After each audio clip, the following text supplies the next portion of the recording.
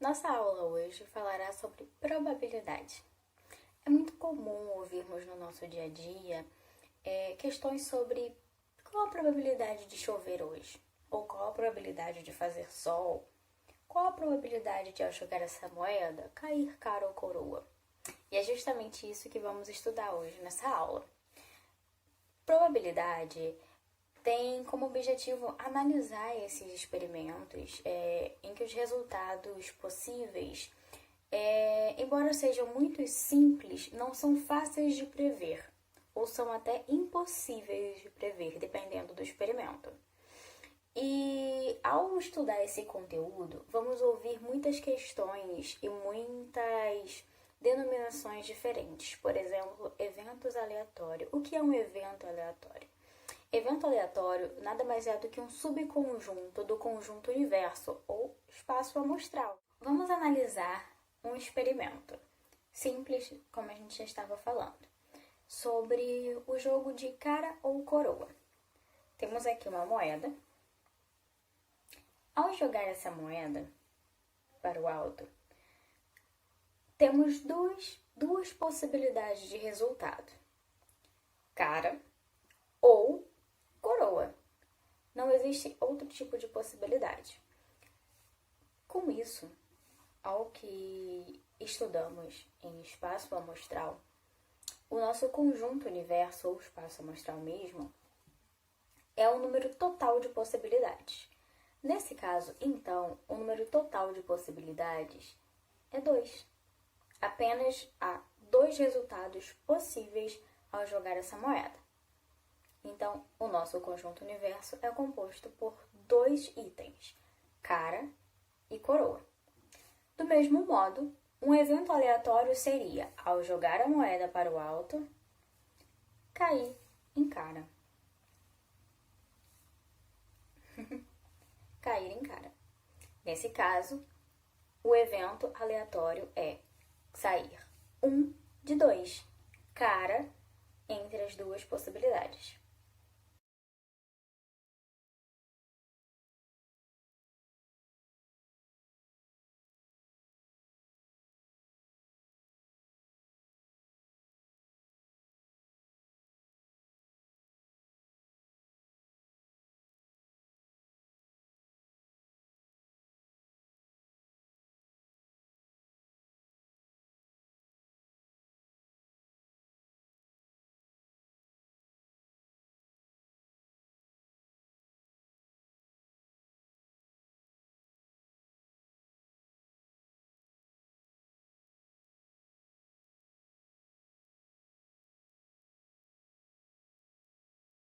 Vimos a aplicação mais simples da probabilidade, como no experimento da moeda, de sair cara ou coroa. Mas também encontramos a probabilidade em muitos outros assuntos.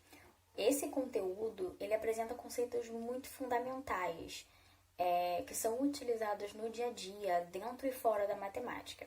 Na geografia, por exemplo, em dados do IBGE, a probabilidade se faz muito presente no cálculo da taxa de fecundidade, natalidade e até de mortalidade. Todos esses cálculos são feitos utilizando um conjunto universo, que seria, no caso, o total de habitantes de um lugar ou do país mesmo, e um evento aleatório, um evento de alguém ficar doente ou a quantidade de crianças nascidas dentro de um mês. Todos esses eventos são dados muito importantes para o nosso dia a dia e para o acompanhamento, e controle do declínio ou do crescimento de determinada região ou de determinado país. Diversos gráficos, por exemplo, até mesmo da biologia, apresentam informações adquiridas através da probabilidade. Dentro da genética, por exemplo, qual a probabilidade de nascer um filho homem entre um casal? Ou qual a probabilidade de nascer uma filha menina dentro de um casal? Então, dentro do estudo da genética e do controle genético, existem muitos assuntos que necessitam do cálculo probabilístico mesmo. E cálculos em gráficos, como já citados, utilizam muito o assunto de probabilidade para poder serem montados. Então, com isso, né, veremos até no próximo exercício e veremos muito aqui ainda nessa aula a existência da interdisciplinaridade na utilização da probabilidade.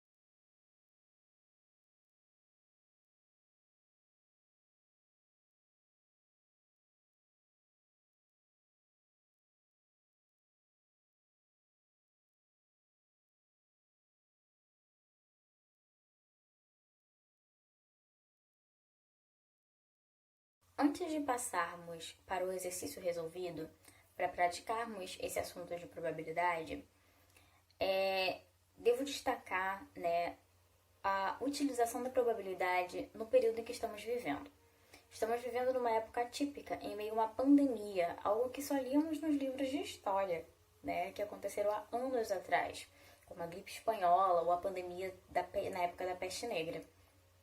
Agora estamos na época do Covid-19 e é comum você assistir, ouvir dos jornais ou ler sobre o índice de contaminação da Covid, do vírus, né, coronavírus, ou a taxa de mortalidade da doença.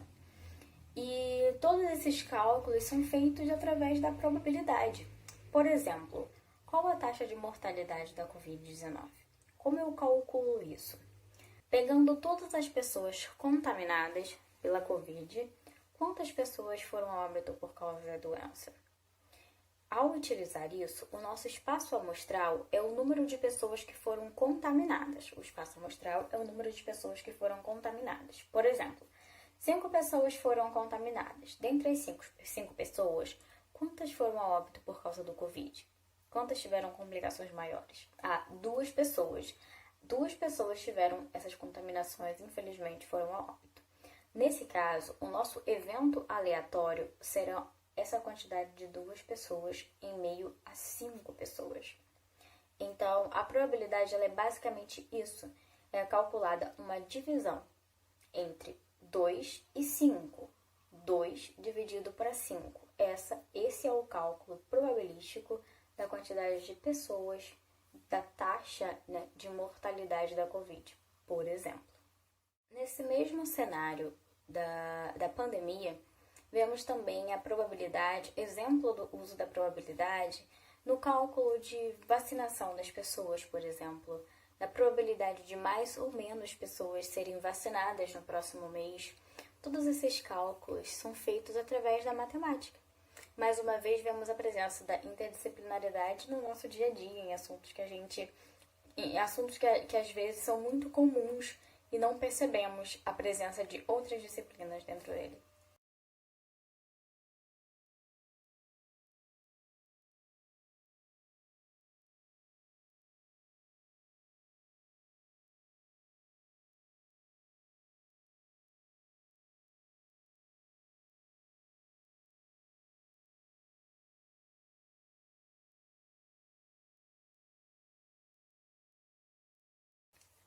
Veremos agora a resolução de um exercício, porque muito foi falado aqui nessa aula sobre a probabilidade, a aplicabilidade dela e um pouco sobre teoria. Então, nada melhor do que aprender na prática, né? Vou ler a questão aqui, que está ao lado desse vídeo, e resolveremos ela em conjunto.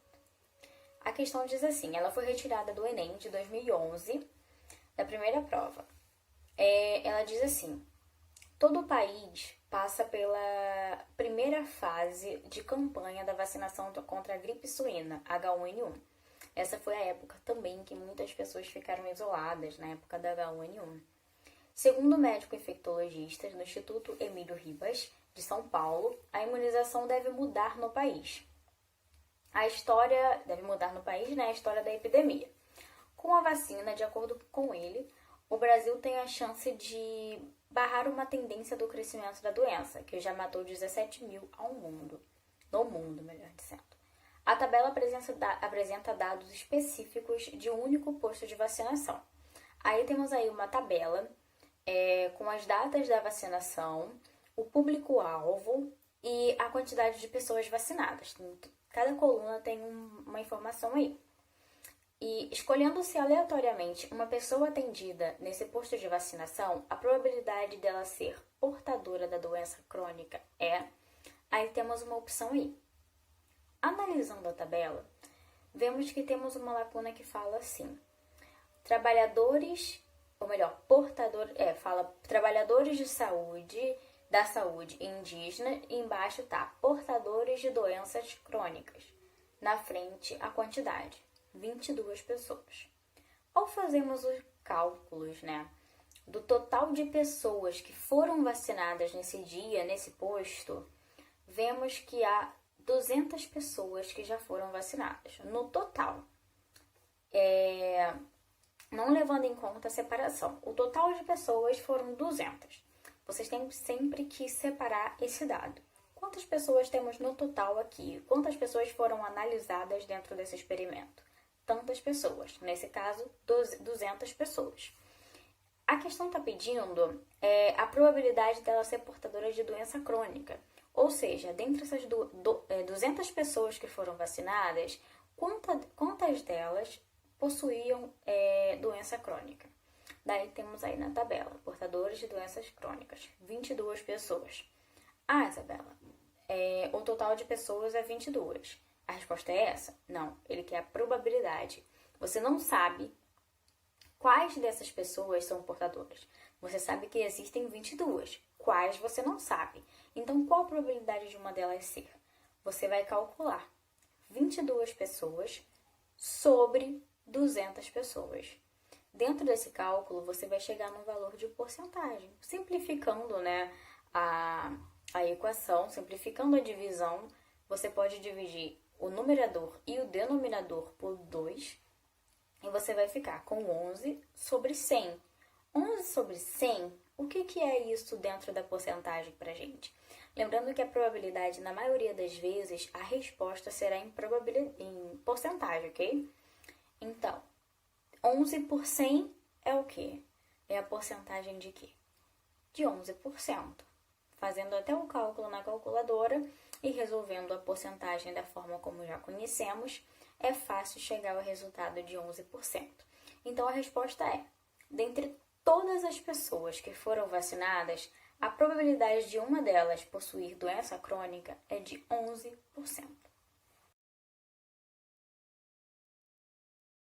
Terminaremos aqui essa aula, onde aprendemos um pouco sobre probabilidade e a sua aplicação no nosso dia a dia e a presença mesmo da probabilidade no nosso entendimento. Vimos aqui que a probabilidade é um assunto interdisciplinar. Ao estudarmos a genética na biologia ou os dados demográficos da geografia, vemos a presença da probabilidade nos seus cálculos. Além disso, estamos vivendo agora no atual cenário em que também há a presença desse conteúdo ao estudarmos o índice de contaminação da doença que estamos vivendo. Temos aí uma questão de Enem, resolvemos aí um exercício muito simples que pode ser aplicado na prática à probabilidade. O que já diz respeito, o que já se volta para a definição de probabilidade. Uma questão tão simples, mas que de cara não é possível prever o resultado. Então, é necessário calcular a probabilidade para que cheguemos ao resultado. Espero que com essa aula você tenha aprendido alguma coisa ou que esse conteúdo introdutório sobre probabilidade possa ter te ajudado de alguma forma.